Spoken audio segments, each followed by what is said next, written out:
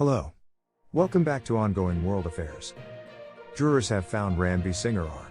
Kelly guilty of racketeering, including acts of bribery and sexual exploitation of a child, along with separate charges of sex trafficking. In this federal case in the Eastern District of New York, Kelly faced a total of 9 counts, 1 count of racketeering, with 14 underlying acts that included sexual exploitation of a child, kidnapping, bribery and sex trafficking charges, and also 8 additional counts of violations of the Mann Act, a sex trafficking law. Kelly was found guilty of 9 counts, 1 count of racketeering and 8 counts of violating the Mann Act. Of the 14 underlying acts for the racketeering count, he needed to be found guilty of at least 2 to be convicted of that count. Jurors found prosecutors had proven all but 2 of the 14 underlying racketeering acts. Today's guilty verdict forever brands R. Kelly as a predator, who used his fame and fortune to prey on the young, the vulnerable and the voiceless for his own sexual gratification, said Jacqueline Kasoulis, acting U.S. Attorney from the Eastern District of New York. R. Kelly is a predator who used his inner circle to ensnare underage girls and young men and women for decades, in a sordid web of sex abuse, exploitation and humiliation, Kasoulis added.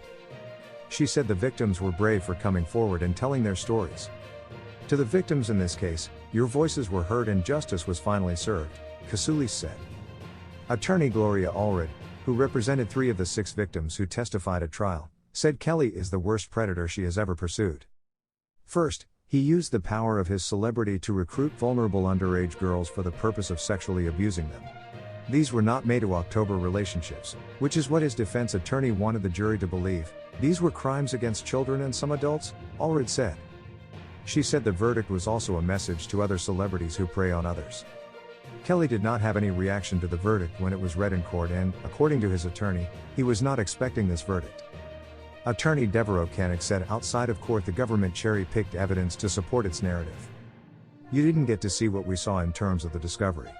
You didn't get to see all the inconsistencies, Koenig said. We said in our summation that the government cherry-picked their version that they thought would support the continuation of the narrative. Koenig continued, why would he expect this verdict given all the inconsistencies that we saw? Thanks for watching. Like, share, and subscribe.